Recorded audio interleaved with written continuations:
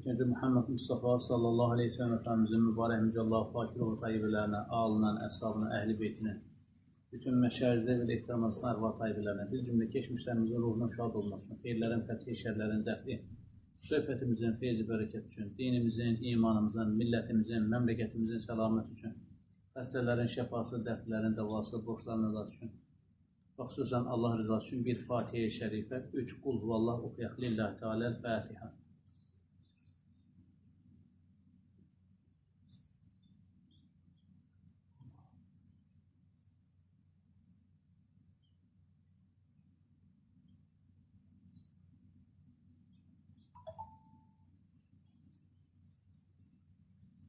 Euzu billahi mineşşeytanirracim. Bismillahirrahmanirrahim. Elhamdülillahi rabbil alamin. Essalatu vesselamu ala Resulina Muhammedin ve ala alihi ve sahbihi ecmaîn. Amma ba'd. Esselamu aleyküm ve rahmetullahi ve berekatuhu. Çok kıymetli kardeşler, müminin hayatında namaz ve zekat kitabından, muhterem üstadımızın kitabından devam edirik söhbətimize. Namazın hazırlığı. Hədis-i şərifdə buyurulur, cənnətin açarı namaz, namazın açarı isə dəstəmazdır. Rəvayət Tirmizi. Hadəsdən təharət. Hadəs hökmən kirli olmaq deməkdir. Cünub və dəstəmazsız bir kişi ilahi huzura dura bilməz. Yəni, namaz qılmaq istəyirsə bir insan, cünubsə qusl alması lazım. Dəstəmazı yoxsa dəstəmaz alması lazım. Su tapa bilmirsə təyəmmüm eləməsi lazım. Yəni, o vəziyyətdə namazı durması uyğun deyil. Şəriət icazə vermir. Hətta Kəbənin başına belə tavaf eləyə bilməz. Tilavət səzəsi eləyə bilməz dəstəmazsız. O qədər əhəmiyyətli yəni. Qurana əl vura bilməz.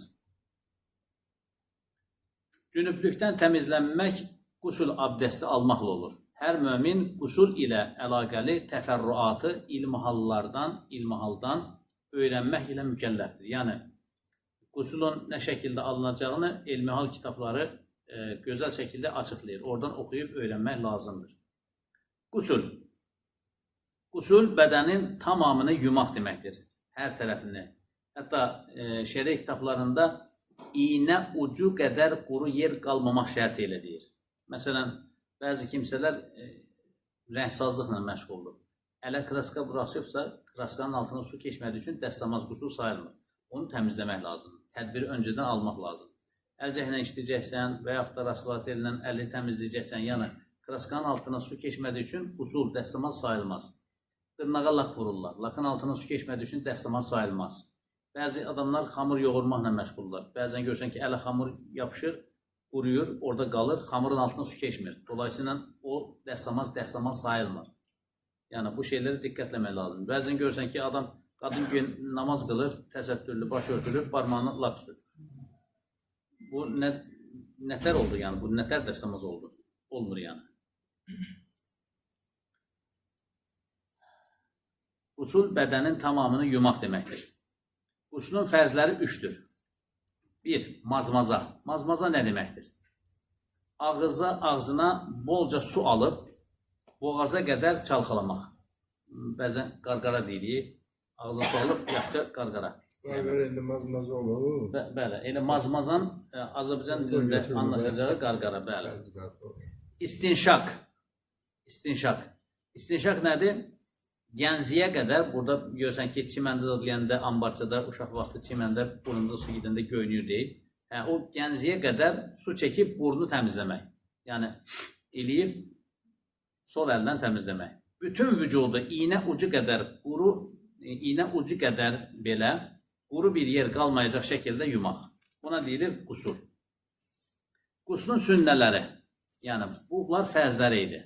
Olmazsa olmazları idi. İndi sünnələri Peyğəmbər Aleyhisselatü Vesselamın məsləhətinə uyğun elədiyi şəkildə. Biləklərə qədər əlləri 3 dəfə yumaq. Öncə biləklərə qədər əlləri 3 dəfə yuyuruq. Övrət məhəllini, məhrəm yerlərini yumaq, bədəndə pislik varsa onları təmizləmək, namaz üçün alınan dəstəmaz kimi dəstəmaz almaq. Bütün vücudu 3 dəfə yumaq, yəni vücudu başdan ayağa 3 dəfə yumaq.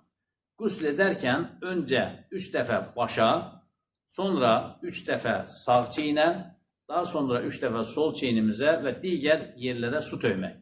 Yəni, tökərək oxalamaq əlbəttə.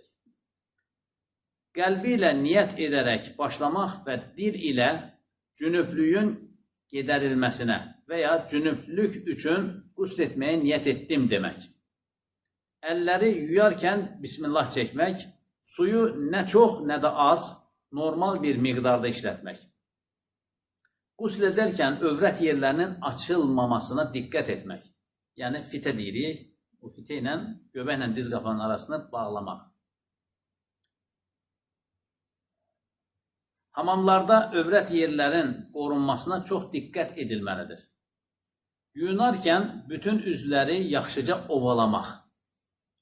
Qusl edərkən kimsənin görə bilməyəcəyi yerdə yuyunmaq. Qusl edərkən heç bir şey danışmamaq müstəhapdır. Qusl edərkən qibləyə yönəlməmək. Önü və ya arxanı qibləyə çevirməmək. Yəni, onun ziddinə.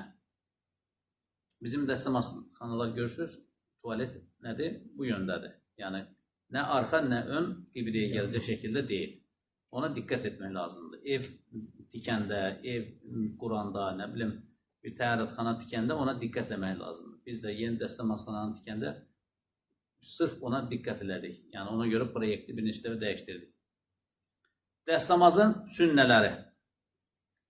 Hənəfi məzhəbinə görə dəstəmazın sünnələri bunlardır.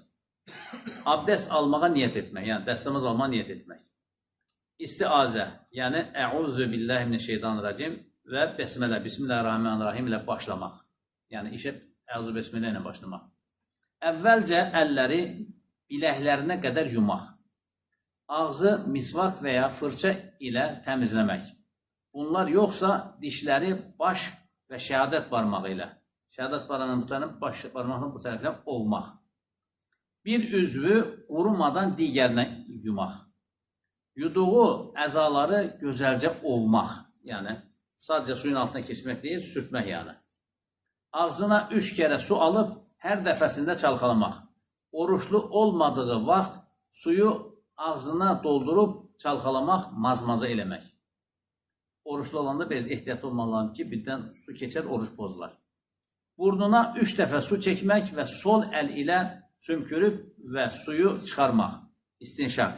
Oruçlu olmayınca suyu çox çəkmək.